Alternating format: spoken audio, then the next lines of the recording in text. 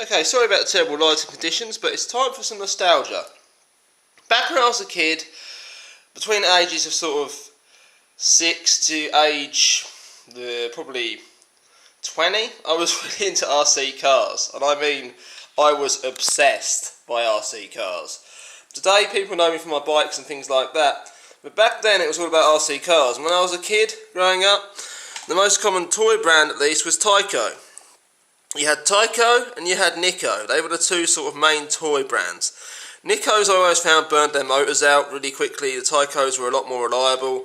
And I mean, I used to get home from school, I had a bunch of batteries. I'd have like 20 or 30 batteries. You had the 9.6 volt. This is the 6 volt like version. This is the sort of lower end, but you had the 9.6 volt ones that were quite quick compared to the 6 volt ones. And I'd a stack of 20 or 30 of them, and I'll just go through the batteries, you know, one after the other, run indoors, put the first one on charge so you get a bit more an extra couple of batteries by the end of the night, and I'll just run them till it was like dark, till it was pitch black, and then up and down my road. And there were street lights, so I'd usually come in and I'd set up little tracks and things like that with these cars. And then I never actually got this particular one. I had the TYCO Rebound, and I was a little bit too old when this one came out. I already had like a professional one. I had a Tamiya TT01. Yeah, check it out. 2002 Subaru Impreza Tamiya TT01. Obviously, it had a brushed motor. It had a Timoran. Timoran Rush was the first motor I had in that. 15 turn. And that was my sort of first professional grade RC car, semi-professional grade RC car. And it was TT01, not TL01. I really disliked the TL01 because putting the motor in and lining and meshing the gears, it's a bit of guesswork there, and I never liked that. They work, but yeah, it's a bit of guesswork. I prefer the TT01 at the time. Then after that, I had a HPI Pro 3.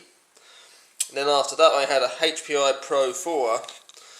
And I had various Pro 4s, and that thing went through various configurations. I also had loads of other touring cars. I had a Traxxas T-Max.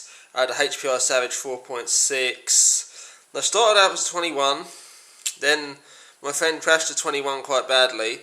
That had a Truckzilla conversion kit on it. And I bought the 4.6. I still had both of them. We used to race them.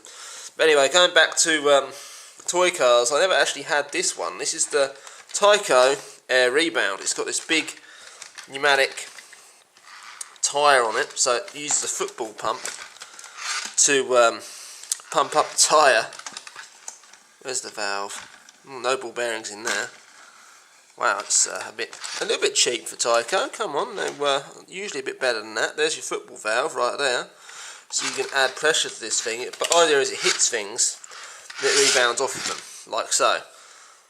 You know, that's the idea. Inside here there'll be 2 electric motors, 1 for each wheel. These are a toy grade RC car. I mean, they're pretty tough. You can throw them around. They're designed for kids who don't know what they're doing, to crash them into things and things like that, and they take the abuse quite well.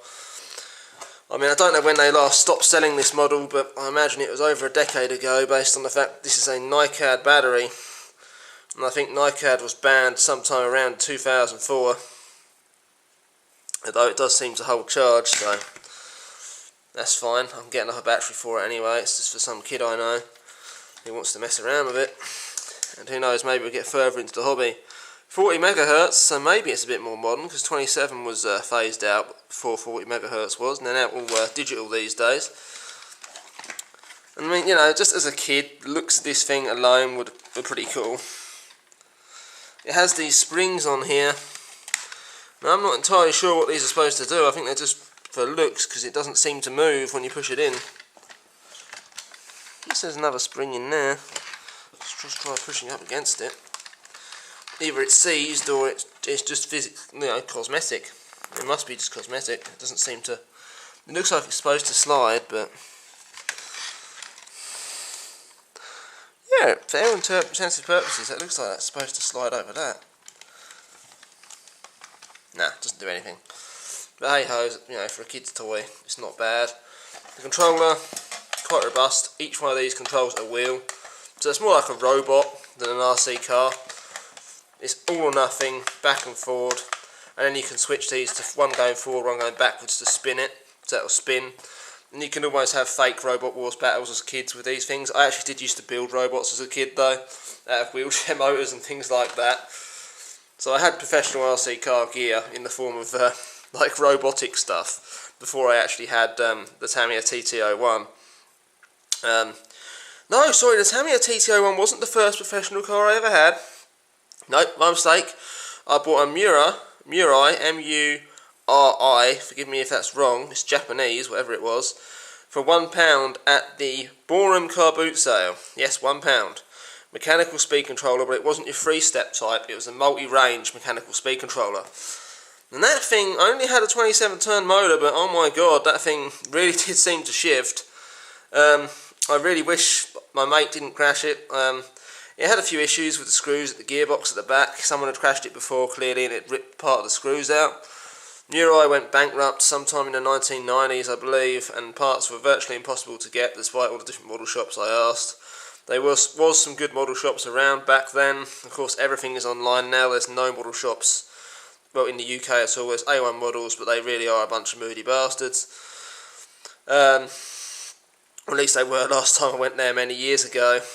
And that's kind of why I ended up giving the hobby up in the end. There was no model shops. The club I used to race for, GP Racing, later MD Racing, shut down. And there was a big scandal to do with that. The guy running it, who unfortunately lives opposite me now, turned out to be, well, shall we say, into a younger audience, to say in not such a good way. And unfortunately, yeah, and anyway, so that club shut down, which was, you know, a bit sad, and that's just the way the cookie crumbles. And I've never really messed around with them since, though I might get another RC car at some point. Looking at, you know, some of the HPI, you know, Savage Fluxes and things like that, maybe something from Traxxas. I haven't had many Traxxas RC cars, so maybe it's a time to jump onto one of those. I know a lot of people are going to say Banggood and things like that, but getting parts for some of those weird generic Chinese things is a bit of a pain in the backside, so I'm going to go for a brand name one. Yeah, just saw this thing today. I thought it was kind of cool. It was free on Facebook Marketplace, so hey ho. And some kid I know wants it. That concludes this video. Sorry about my long rambling about random RC car products. This is mostly a bike channel, I know. Or bike and computer channel, but hey, we can add RC cars into the mix as well. See you later.